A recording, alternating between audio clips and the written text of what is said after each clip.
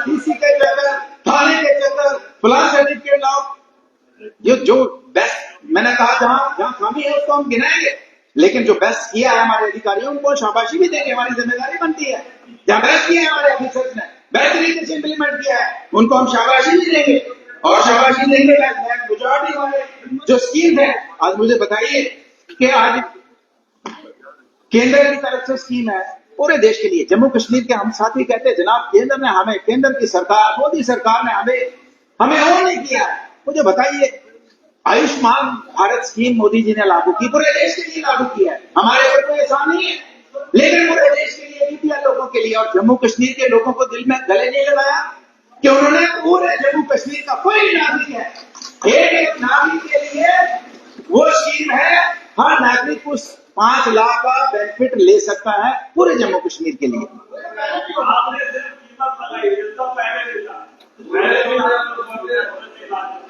अगर हम बात करें, जैसे मेरे साथ में बार बार रिपीट नहीं करना चाहूँ, हमारे एलओपी सुनील जी ने कितने मेडिकल कॉलेज एम्स की चर्चा की है, मैं उसको रिपीट नहीं करना चाहूंगा। रोड कनेक्टिविटी हमारे इस बजट में उसकी भी चर्चा है, हेल्थ की चर्चा है, रोड कनेक्टिविटी की हम चर्चा करते हैं। लेकिन मैं इसके लिए भी मोदी सरकार का धन्यवाद करूंगा कि उन्होंने तीसरे टर्म में आते ही हमारा जो प्रधानमंत्री ग्रामीण सड़क योजना के तहत जो सर्वे पेंडिंग थे, जो गांव अनकनेक्टेड थे, उनके लिए उन्होंने शुरुआत की है। और आज हमारे हर गांव के अंदर, हर उस एरिया में जहां रोड कनेक्टिविटी नहीं है, उसका सर्वे चल रहा है, उसका जियो टैगिंग चल रही है। और दिल खोल के मोदी सरकार ने कहा कि कोई भी गांव जिसकी 250 प्लस पॉपुलेशन है, उस गांव को हम रोड से वंचित नहीं रहने देंगे। इसके लिए भी मैं मोदी सरकार का धन्यवाद करना चाहूंगा। आज जिक्र हुआ है यहाँ पे, जो हम 10 किलो राशन का जिक्र हुआ है, यहाँ किसान निधि की बात हुई है, ये सारी केंद्र की स्कीमें हैं। यहाँ जल शक्ति की, पानी, वाटर सप्लाई, पावर की। और मैं 2 डिपार्टमेंट जो अपने इस बजट में, मैं तो सारे नहीं करूंगा क्योंकि मेरे बाकी साथियों को भी डिस्कस करना है, मैं सीएपीडी जिसको हम कहते हैं पावर फूड सप्लाई, और दूसरा हमारा पावर सप्लाई का है। बड़े बेहतर तरीके से मैंने कहा कि एडजस्टमेंट शब्दों का और मैनेजमेंट बहुत बढ़िया है। मोदी सरकार हमारे जम्मू कश्मीर के अंदर लगभग 20 लाख के करीब अप्रोक्सीमेटली हमारे जो राशन कार्ड हैं, जिसमें हमारे एएवाई लगभग हमारे एएवाई वाले हमारे हैं 2.25 लाख के करीब,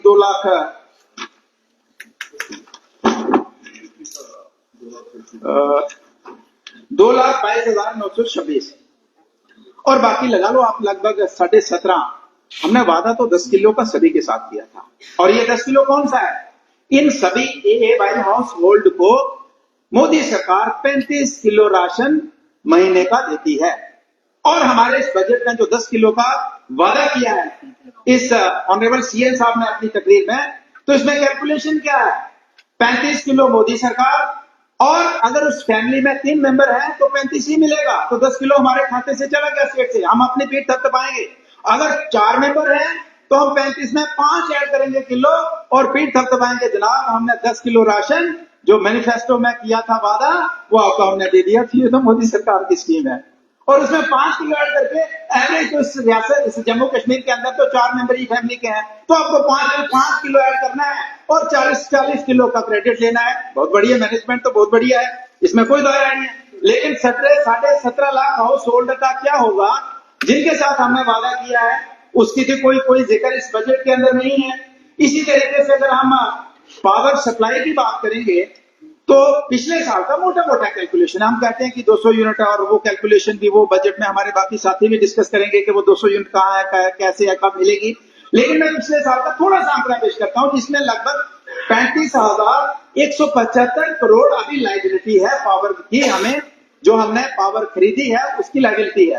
तो मोटे तौर पे अगर हम बात करें, लास्ट ईयर हमें 2700 मेगावाट बिजली चाहिए थी, जिसमें हमें 2100 मेगावाट हमें परचेज करना पड़ी।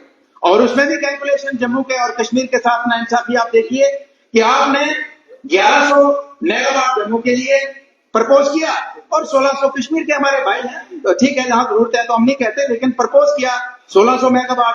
और फिर जब रेवेन्यू कलेक्शन की बात आती है तो जम्मू वाले आपको रेवेन्यू देते हैं 2347 करोड़ रुपया और कश्मीर से आपको रेवेन्यू कलेक्शन होता है 1867 करोड़ रुपया।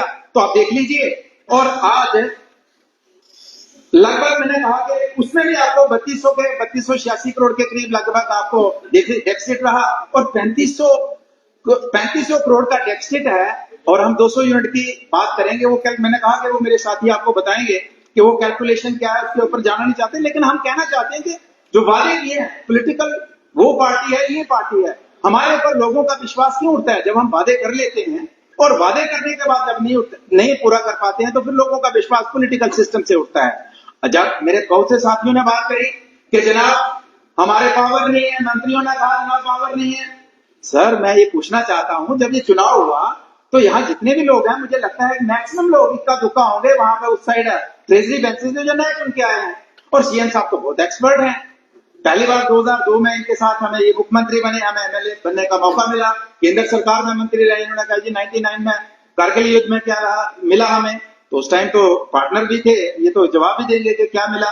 लेकिन मैं ये कहना चाहूंगा कि यह कोई नए लोग नहीं है। सीएम साहब के पास बहुत तजर्बा है और बहुत बढ़िया कैलकुलेशन है इनकी, बढ़िया तरीके से प्रेजेंट करते हैं अपनी बात को। तो जब चुनाव लड़ा तो हमें पता था कि एलजी की पावर्स क्या हैं, मुख्यमंत्री जो बनेगा उसकी पावर्स क्या होंगी, जो कैबिनेट बनेगी उसकी पावर्स क्या होंगी, जो रियासत जो जम्मू कश्मीर के जो चुने हुए लोग होंगे उसकी क्या पावर। फिर हमने वादे उस लेवल पे क्यों कर लिए? क्या ये लोगों के साथ नाइंसाफी नहीं होगी? क्या लोगों के साथ हमने धोखा नहीं किया? क्या हमने वादे कर लिए जबकि आम लोग नहीं जानता था कि जब मुख्यमंत्री बन जाएंगे तो क्या पावर्स है? वो आम लोग नहीं जानता, वोटर नहीं जानता, लेकिन मैं जानता हूं, आप जानते हैं। उसके बावजूद हमने वादे किया और वादे पूरे करने की बात आती है तो हम कहते हैं जनाब दिल्ली सरकार हमें कुछ नहीं दे रही है, हमारी पावर कुछ नहीं है। तो ये मैं समझता हूं कि ये आज मैं कहना चाहूंगा स्पीकर साहब, आज जम्मू कश्मीर के अंदर 35 वर्ष की आयु से जो कम लोगों की तादाद है 69% है। हमारी पॉपुलेशन जो जम्मू कश्मीर है 69% पॉपुलेशन अंडर 35 है। उनके लिए इस बजट में जो सबसे बड़ी पॉपुलेशन रियासत की है, जो सबसे बड़ी उम्मीद इस रियासत की सरकार ने लेके बैठी है, उसके लिए बजट में हमने क्या रखा है मुझे बताइए। हमने कहा कि 5 लाख लोगों ने वोट दे दिए। हो सकता है मैंने भी 2 बातें कही होंगी, हो सकता है मेरे दूसरे साथियों ने भी इलेक्शन में, लेकिन जब दूसरी बार रहेंगे हमने झूठ बोला होगा, दूसरी बार लोग पलटेंगे हमें, तो हमने कह दिया जनाब आपको 5 लाख नौकरियां 5 सालों में देंगे। सर मैं समझ सकता हूं, लेकिन मैं ये कहता हूं कि यहाँ पोस्ट जब क्रिएट होती है फाइनेंस प्लानिंग डिपार्टमेंट की कॉन्फ्रेंस के बगैर नहीं होती है। पोस्ट हम क्रिएट अभी नहीं करते। मैं नहीं कहूंगा कभी इमीडिएटली आप 1 लाख पोस्ट क्रिएट करो, मैं नहीं कहता कि आप 5 लाख पोस्ट क्रिएट करो सर, लेकिन मैं ये कहना चाहूंगा कि जितनी पोस्ट हमारे पास लगभग 40,000 के ऊपर पोस्ट हमारे पास वेकेंट है, स्कूल हमारे खाली है।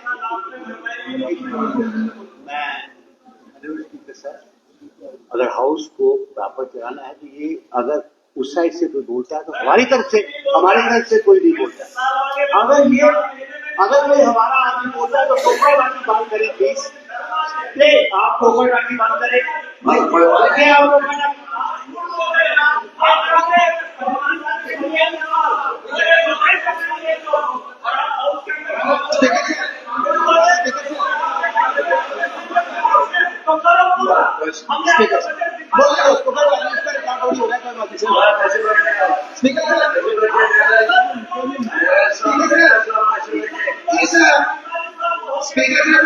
मैंने कहा कि हमारी जम्मू कश्मीर की सबसे ज्यादा पॉपुलेशन हमारे अंडर 35 लोगों की है, युवाओं की है।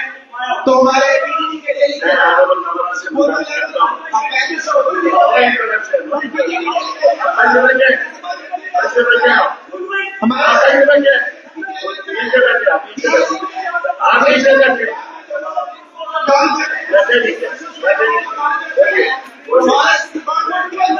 हमारे काम कर रहे हैं उसकी क्या चर्चा है?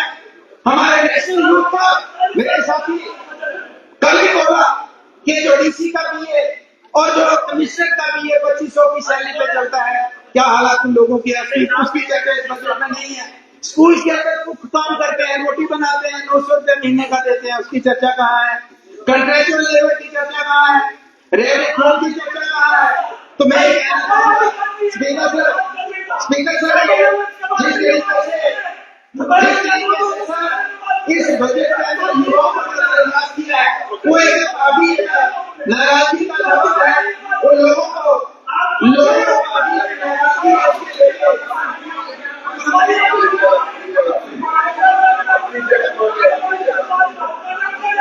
हमने अरे कितना कि लोग कोई नहीं लगा लेकिन यहाँ मीडिया की बात करते हैं मेरे सामने मेरे सामने आता लेकिन मेरे सामने के सामने था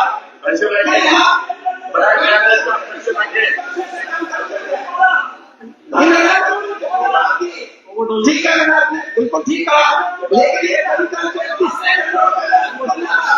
ये रियासत की जिम्मेदारी किसके पास थी हम जीता लेकिन तो अगर नहीं है आज अगर यूटी है तो गणतंत्र नहीं है जब रियासत थी तो गणतंत्र था तो इसके लिए कि यूटी चाहिए रियासत का गणतंत्र है और यूटी का गवर्नर है इसी तरीके से हमें मेरे सामने कहा कि हमारे पास मैं फिर से दोहराना चाहूंगा रियासत की सरकार के पास सोर्स ऑफ इनकम के लिए सिर्फ टैक्स लगा सकते हैं प्रॉपर्टी टैक्स तो मैं ये बहाना लगा कि हम कहेंगे कि जनाब प्रॉपर्टी टैक्स का बगैर सोर्स ऑफ इनकम कोई नहीं है इसलिए हम लोगों का कुछ नहीं कर सकते तो ये बड़ी बात हम लोग पहले से जानते थे मैं इसे कंक्लूड करने से पहले 3-4 पॉइंट जो है यहाँ पे जिनके ऊपर चर्चा करना चाहूंगा सर इसमें जैसे मेरे साथियों ने यहाँ चर्चा करी है कि 370 का हालांकि असेंबली का कोई ज्यूरिस्डिक्शन नहीं है तो उसको हम यहाँ पे डिस्कस करें लेकिन मैं सर बात करना चाहता हूँ मैं उसके ऊपर चर्चा नहीं करना चाहता हमने कहा कि क्यों हमारे हाथ से कैसे निकला ये आर्टिकल 370 ये कौन जिम्मेदार है इसको यहाँ से रिमूव करने का मुझे बताइए कि जम्मू कश्मीर हम दुहाई देते हैं जनाब हम तो सारे भाईचारे की बात करते हैं भाईचारे पे विश्वास करते हैं कितनी बार हम लोगों ने यहाँ पे बिल आया यहाँ असेंबली के अंदर कि जनाब जम्मू कश्मीर के संविधान में एक सेकुलर वर्ड तो ऐड कर लो कैटेगरिकली रिफ्यूज किया गया नजरअंदाज किया गया सेकुलर वर्ड लिखने से क्या फर्क पड़ जाएगा इतने हमारे हम लोगों में इतने मतलब इतना कम से कम इस कानून की रक्षा करने वाले जो लोग हैं हम इसमें 70 वर्षों में सेकुलर वर्ड नहीं यूज कर पाए ये मैं अनुभव करना चाहता हूँ सिर्फ मुझे बताइए आज जम्मू कश्मीर एक ऐसी जो 6 थी आज जम्मू कश्मीर के अंदर जितनी भी असेंबली से उनका कार्यक्रम 5 साल का है लेकिन मुझे बताइए अपनी पावर का मिसयूज हमने कैसे किया मुख्यमंत्री का ऑफिस 6 साल का होगा मंत्री का ऑफिस 6 साल का होगा एमएलए का ऑफिस 6 साल का होगा उस पंच का ऑफिस 5 साल का रहेगा इस रियासत के अंदर उस सरकार का ऑफिस 5 साल का रहेगा उस हमारे काउंसिलर का जब ऑफिस है वो 5 साल का रहेगा ये पावर हमने मिसयूज की है जिसका रिजल्ट हमें मिला है आज हमारी बेटियों की शादी उमर साहब शादी करते हैं बाहर तो कानून बराबर है लेकिन उमर साहब ये बलवंत सिंह की बहन शादी बाहर कर देती तो उसका अपने मायके की प्रॉपर्टी से सारा अधिकार खत्म हो गया ये इस तरीके का कानून मिलेगा ये वजह है और मुझे सब बताइए पीओ के 70 वर्षों से 75 वर्षों से उस साइड से लोग यहाँ पे आते उनको आपने यहाँ पे नागरिकता का अधिकार नहीं दिया व्यक्ति से लगा दिया नागरिकता का अधिकार नहीं दिया जो दुनिया के किसी को बोलेंगे अमेरिका बोलेंगे 4 साल किसी ने उसके नागरिक बन जाएंगे और यहाँ पे 70 साल इस रियासत के नागरिक नहीं हिंदुस्तान के नागरिक बन गए जम्मू के नागरिक ये जो हमारा भविष्य है क्या केंद्र में कभी सरकार इसको नहीं कर रही है जो बोले नहीं मैं ये कहना चाहूंगा सर आज लोग यहाँ बात करते हैं इस असेंबली के अंदर नारा लगता है हमारे पड़ोसी मुल्क का नारा लगता है इसकी वजह से आर्टिकल 70 किया सर लास्ट में ये कहना चाहूंगा कि यहाँ आज पाकिस्तान की बात करती है कुछ बात करेंगे पुराने के लिए सर आज हिंदुस्तान इतना मजबूत मुल्क है एक वक्त था हमारे प्रधानमंत्री थे तो मिलेगा और मोदी जी जब भारत में है तो टाइम लेगा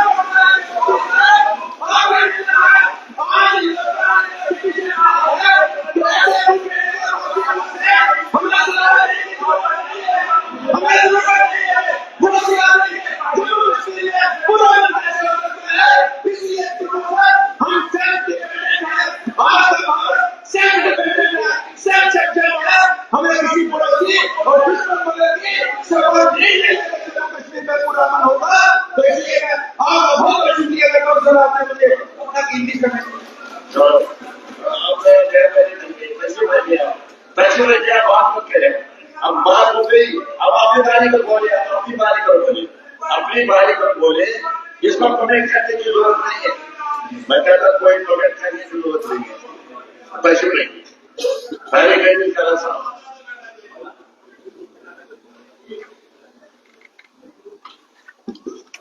Thank you, Speaker, sir. Honorable Chief Minister had started his budget speech with a Persian verse, and in connoissance with the spirit of that verse, I would also like to narrate one. गुजरा है चमन कैसे मराहिल से जरा देख, गुजरा है चमन कैसे मराहिल से जरा देख, हर सिमत नमाया है खरोचों के निशाना. Honorable Speaker, sir, while rising up to speak on the proposed budgetary provisions for the year 25-26, firstly, with full sense of responsibility, I digress to call this House as an extraordinary House, working in extraordinary situations. This isn't a normal House as it used to be before abrogation of our constitutional guarantees on 5th of August 2019. Today, this is a citadel of aspirations of more than 1 crore citizens of J&K in extraordinary situations.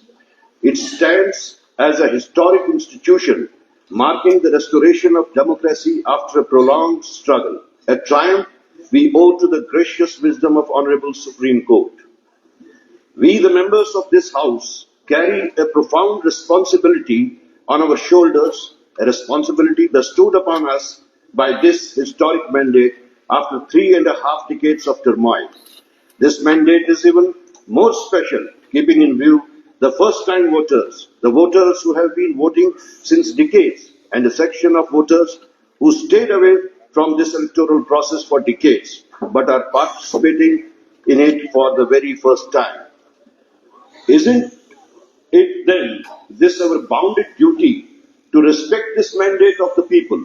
I fear if this House does not live up to the expectations of the people in general, and the youth in particular, a sense of cynicism and despondency might creep in these people, thereby